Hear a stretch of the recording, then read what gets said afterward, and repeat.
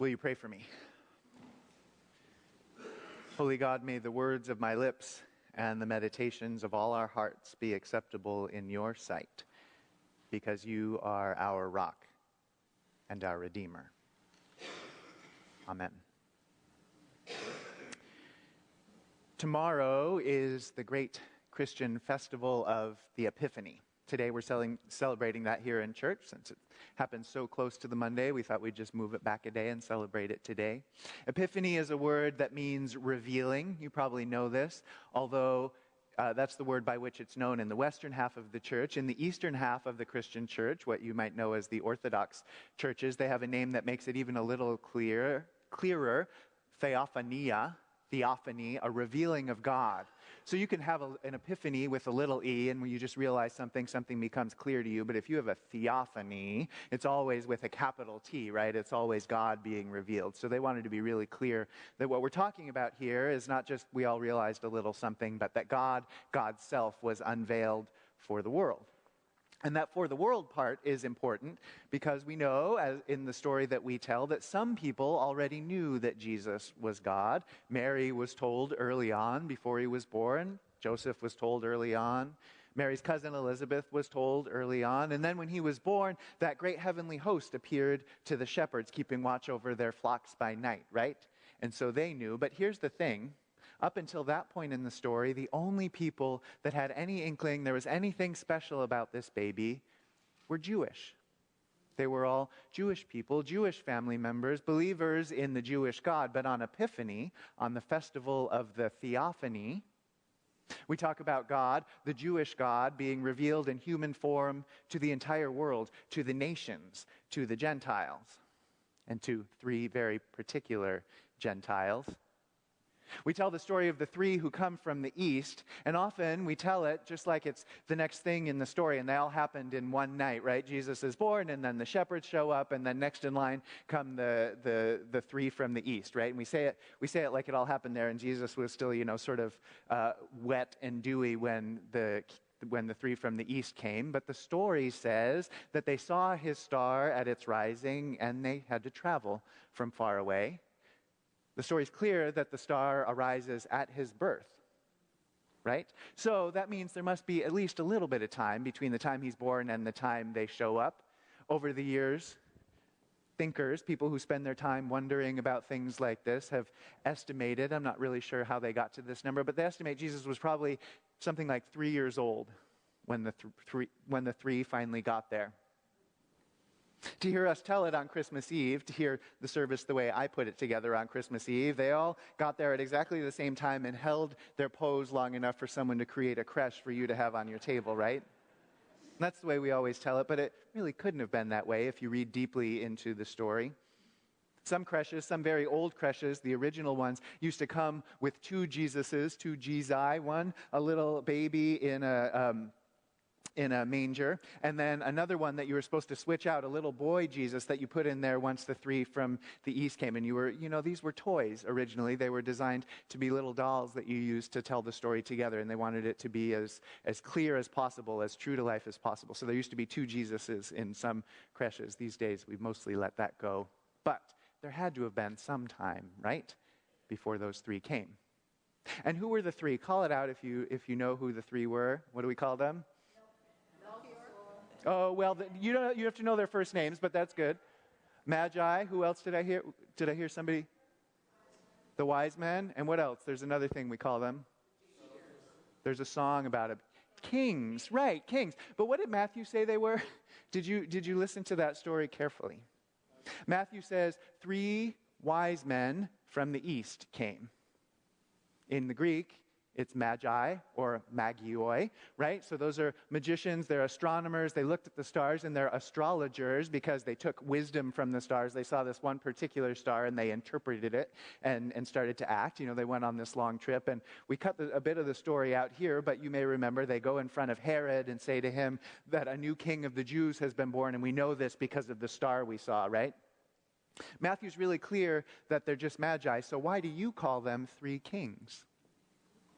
Who wrote that song? Why did we write that song about them that we all love to sing so much? It's long, but we love to sing it, right? We three kings of Orient are. Anybody have a guess where that came from? Matthew is the only place where they're mentioned, and there's no crown in sight in that story. Because Jesus was a king. Well, because Jesus was a king, that's getting there, yes, but there's an even more specific reason. You weren't listening to the psalm that Kathy read, were you? You always think the psalms are just throwaway pieces, but it's important.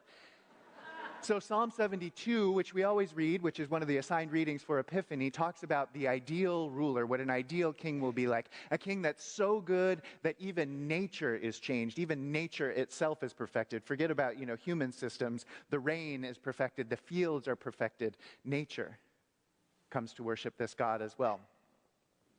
And so, early Christian thinkers, thinking about Jesus, thinking about the perfect king they knew him to be, knew that he would turn out to be, the king that they believed that he was. They read this psalm so carefully, and they saw the part where it said that kings from the ends of the earth would come and bow down to him, and there would be kings from Tarshish and from Sheba and from Seba. 3 kings, it says in Psalm 72, and people who knew this story of the 3 wise men, they knew their Bible well. They paid attention when people read the Psalms, and they said, I know what this is. I remember this. I know this song. I know it by heart.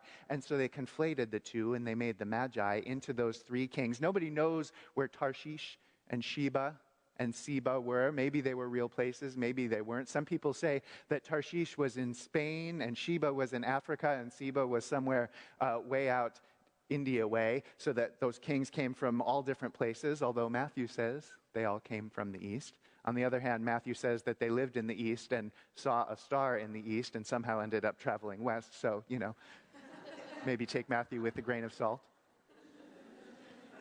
But this is what Christians have always done. They've read the Bible and they've heard echoes of different parts of the Bible echoing back and forth across it, and they've said, I know this story. This sounds familiar. They've seen Jesus as a bright thread, a bright golden thread that runs all the way from the beginning to the end, even though the first authors may not have intended that, even though later authors may not have intended that. They chose to read him into it, to see him all the way through. And so it may not be completely true to the text to say that these 3 were kings, but it's true enough, right? Because if he is indeed that king, the one who is so perfect that nature itself will be perfected by his presence, then surely even kings ought to bow down to him. Which is why somebody wrote that song, Once Upon a Time. So tomorrow is Epiphany, but we're celebrating it today, but we could be choosing to celebrate something else today. Anybody know what the 5th of January is? There's another song that has a hint, another long song. It's the 12th day of Christmas. Tonight is 12th night. You probably saw or have heard of a play about that happens on 12th night. Once upon a time, Christmas was a whole season. They called it Christmastide, and it lasted through 12th night. Depending on how you count it, some people say it ends tonight on the 5th. Some people say it goes till tomorrow night, the 6th. But most people have celebrated it throughout the years on this night. And here's how they celebrated it. They had great parties. They always do during Christmas, but with a very particular flavor.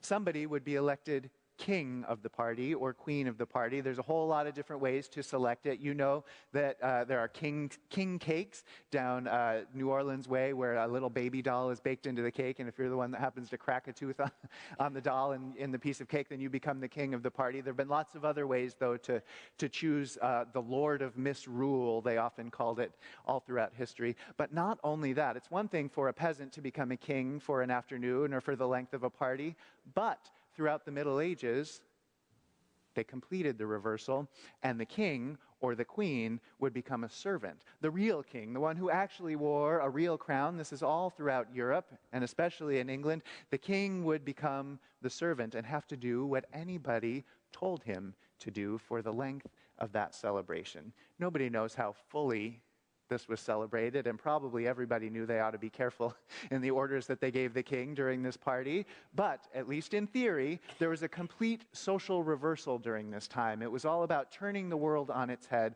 all about experiencing the way the other half lives, or the way the 1% lives, if you're in the 99%, right? And the idea was partly that everyone would have fun and, give each other orders and peasants would live like kings and whatever. And it was all a good time. But there was another reason, an old reason, an ancient reason that goes all the way back to Psalm 72. And it was this, that no king could be good unless that king knew how to kneel. No king could be good enough unless that king knew something about what it was to be poor, to be powerless, to live with other people pushing them around, to live with the possibility that those who have power over them could misuse that power, misuse it on their lives, or on their countries, or on their bodies. Psalm 72 says that the king that is so good that the earth itself will be protected knows poverty, knows powerlessness, knows how to live in a world where everybody else can push them around. Some of you know that we have a food pantry here. I hope all of you know that we have a food pantry here at Plymouth. It's open every Thursday morning from 10 to 12 if you need it, or if you know anyone who needs it, let them know. And there's a team of volunteers who show up every Thursday. They show up other times during the week to work on this, but they show up every Thursday morning to hand out food, to hand out toiletries, and to hand out kindness. And there's a kind of power in that, isn't there? You could run a food pantry and be really mean about it and not even apologize because, hey, you're giving food to people who need it and they ought to be thankful to you for it. There's a kind of power in being the one that has all the stuff, standing next to people who need the stuff you have and cannot pay for it. The volunteers in our food pantry aren't like that. They work hard to be gentle and kind, to listen hard, to be generous. They got to follow some rules. They do make people present ID and sign their names, and there are limits on how much food you can take and how often you can show up, but they wish it weren't like that, I want to tell you. Those are other people's rules that they're following. They know this, that to be a good, powerful person, to be one that's a king and has all the power, or just the one running a food bank who has a little bit of power, but still more than the person standing next to them, they know this. If you're going to be like that, you got to be kind. You got to listen hard. You got to know what it's like to be on the bottom. That's what 12th night is about. Those who are on the top turn the wheel and spend a little while on the bottom. Those who are on the bottom turn the wheel and spend a little while on the top. Because this is what the Magi knew. This is what the three kings knew. This is what Jesus knew. This is what Matthew knew, and what the person who wrote Psalm 72 knew. The way to be a king, the way to run a food pantry, the way to be God is not up on your high horse, but down on your knees. Amen.